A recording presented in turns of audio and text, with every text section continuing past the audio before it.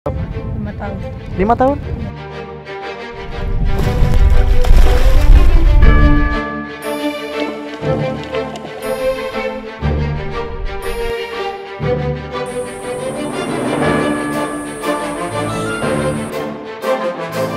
Perjalanannya jauh sekali, kita baru sampai di Kampung Katundu, sementara tujuan utama kita adalah Pulau Salura di seberang.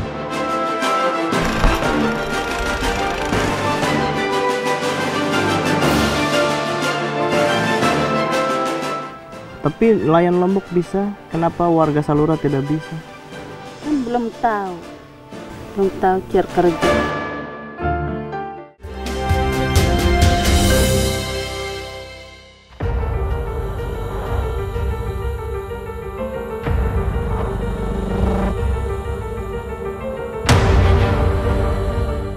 Pulau Bungin ada di barat laut Pulau Sumbawa, Nusa Tenggara Barat, dan dihuni oleh suku Bajo yang berasal dari Provinsi Sulawesi Selatan. Pulau yang luasnya sekitar 8,5 hektar ini berpenduduk lebih kurang 5.000 jiwa dan dijuluki sebagai pulau terpadat di dunia.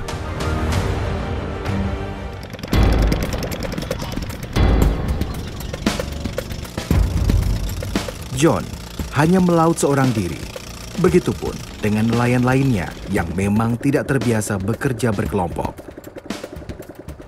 Tapi di tengah laut, ada beberapa perahu yang kami temui sedang menemani para nelayan mencari sesuap nasi.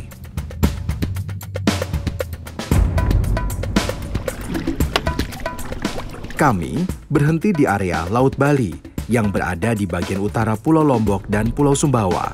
Jaraknya hanya 1 jam perjalanan kapal.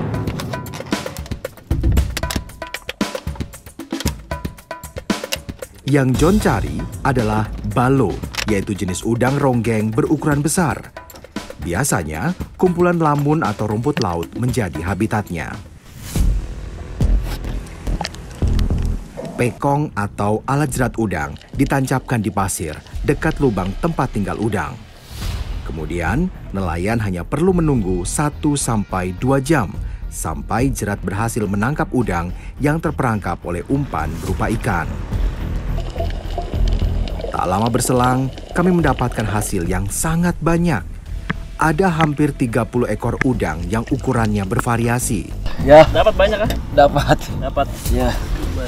Jika ditotal, hasil tangkapan kami hari ini sekitar 2-3 kg. Bila dikalikan dengan harga udang ronggeng yang mencapai 135.000 per kilogram, kami memprediksi hari ini bisa mendapatkan sekitar Rp400.000. Bapak itu sama nelayan-nelayan di sini uangnya lebih banyak keluar buat apa? Habis untuk apa biasa uang? Ya untuk makan sehari-hari. Untuk makan ya? Iya, iya. Kalau dibandingkan dengan ongkos cari ke pulau gitu, Ya. cukupkah? Ya lumayan untuk dimakan. Masih bisa ya? Masih bisa. Tapi jangan bayangkan bahwa hasil sebesar ini bisa diraih setiap hari.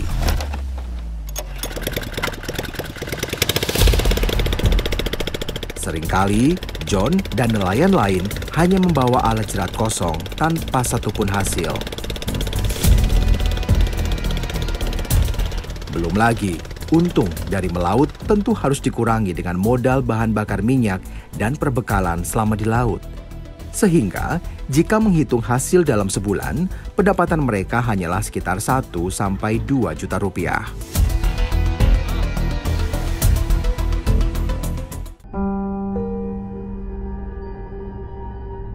Para nelayan tidak belajar instan dalam melaut. Sejak usia 5 tahun, mereka sudah terbiasa terombang-ambing bersama ombak, membantu orang tua dalam mencari nafkah.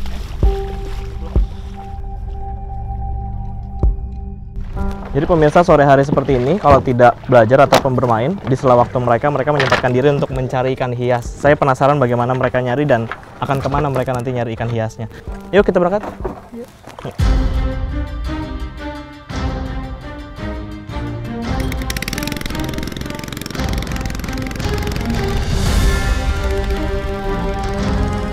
Dengan peralatan lengkap, anak-anak ini siap mengarungi lautan untuk mencari ikan tangkapan. Mereka berlomba-lomba ingin segera cepat menyelam.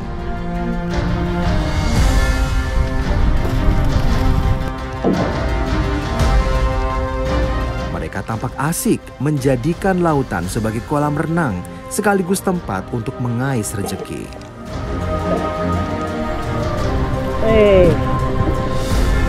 Banyak sudah. Udah berapa banyak nih?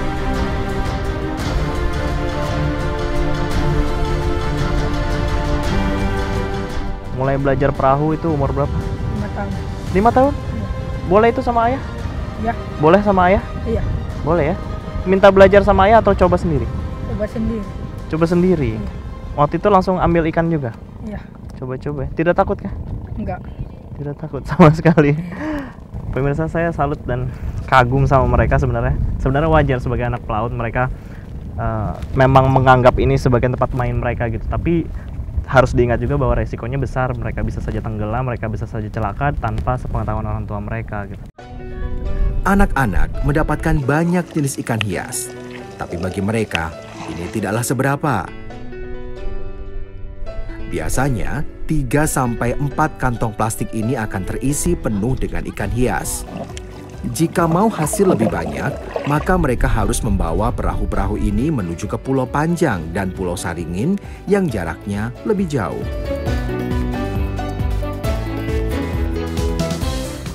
Dapatkah? Dapat banyak? Ya, Dapat? dapat. Dapat berapa banyak? Lihat, coba. Kotek.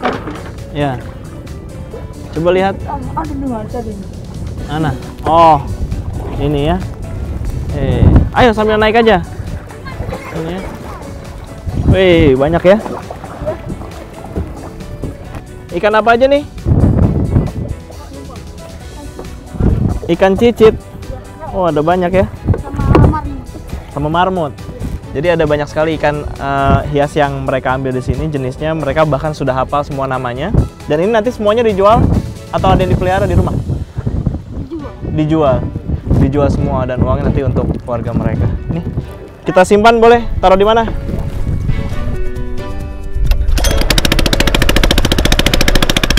Orang anak dalam 2 jam bisa menghasilkan sekitar 10 ekor ikan.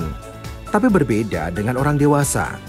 Jika anak-anak merasa kelelahan, maka mereka akan segera pulang. Tak peduli berapa banyak hasilnya, yang penting ada rupiah yang bisa mereka dapatkan setiap harinya.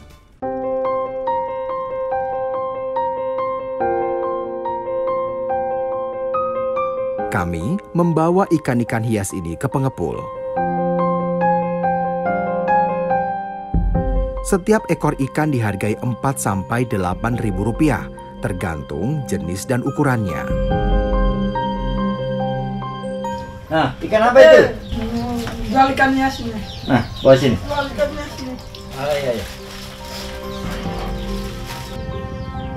Sampai campur. Dari sini, ikan hias akan dijual kembali ke Pulau Bali yang biasa mengekspor ikan hias ke berbagai negara di dunia.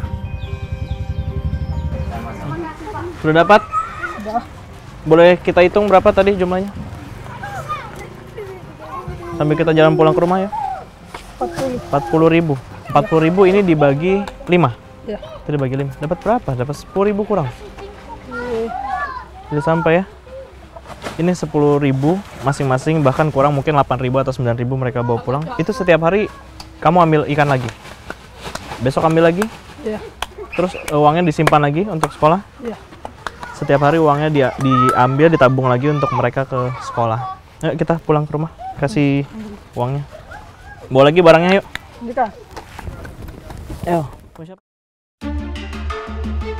Pulau Bungin awalnya merupakan daerah transit para nelayan dari Sulawesi ke Laut Bali dan Laut Jawa. Sampai akhirnya, 50 tahun terakhir menjadi tempat bermukim suku Bajo yang memilih menetap di sini. Pada tahun 2014, luas Pulau Bungin hanyalah 1,6 km persegi. Tapi entah berapa luasnya saat ini, karena setiap tahunnya akan terjadi perluasan tanah yang signifikan.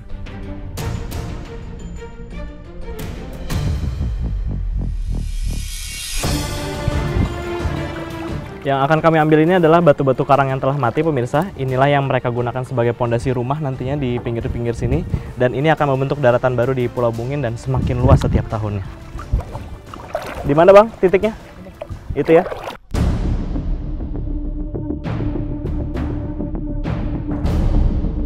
Semua penduduk diperbolehkan membangun rumah seluas-luasnya sesuai dengan kemampuan mereka dalam mengambil dan menyusun batu karang yang telah mati sebagai pondasi. Begitu pula dengan ongkos mendatangkan tanah dan kayu sebagai kerangka utama rumah mereka. Selama sanggup membangun, maka warga Pulau Bungin merasa berhak memperluas daratan mereka. Sementara di sisi yang lain, ada bagian dari pantai dan laut yang akhirnya harus mereka korbankan.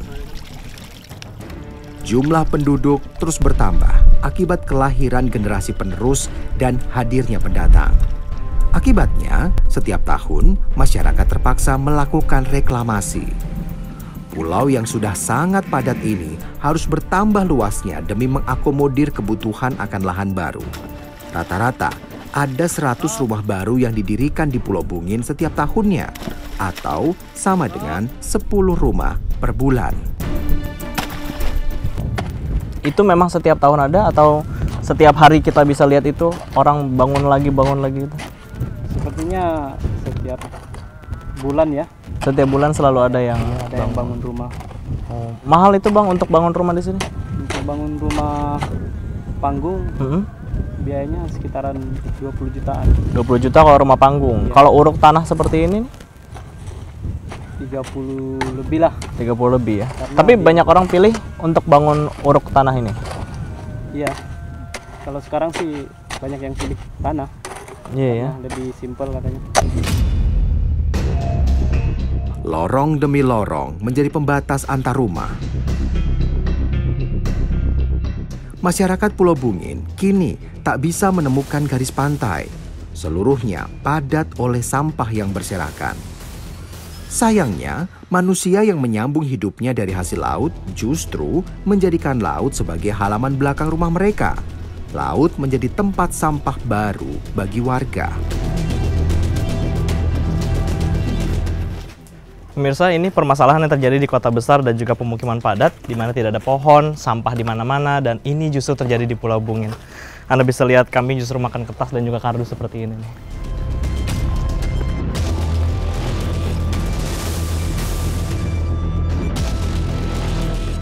Jika kita bandingkan dengan negara-negara kecil di Asia Tenggara, Pulau Bungin hampir menyamai kota Singapura dan kota Hong Kong dengan kepadatan sekitar 4.000 sampai 5.000 jiwa dalam setiap 1 kilometer persegi. Di Pulau Bungin, dapat kita jumpai persoalan yang lazim ditemui di permukiman padat di wilayah perkotaan. Misalnya, kesulitan mengakses air bersih, tidak adanya lahan produktif, peningkatan jumlah sampah rumah tangga, sampai tingginya risiko kebakaran akibat instalasi listrik yang tidak tertata rapi. Tolonglah. Pulau Bungin ini sedang dilanda. Tak bisa saya ngomongnya. Tolong bantu aja untuk pembangunannya kepada pemerintah. Semoga segera ya Bu ya. Iya, semoga secepatnya. Kita di sini menderita siang malam di tenda kepanasan. Anak-anak diserang batuk pilek, kesehatan terganggu. Mudah-mudahan Iya Bu. pemerintah mau membantu. Insya Jangan Allah, pandang sebelah mata. Kita di sini menderita, Pak.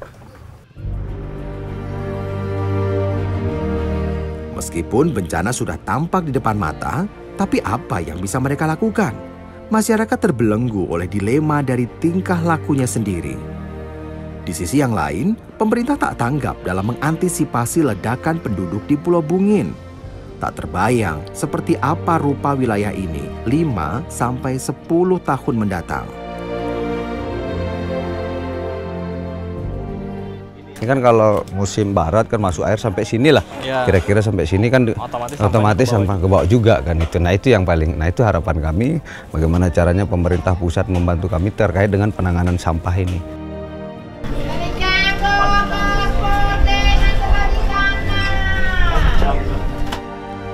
Apa mau dikata, karena kehidupan terus berjalan dan yang masyarakat pikirkan hanyalah keluarga mereka semata.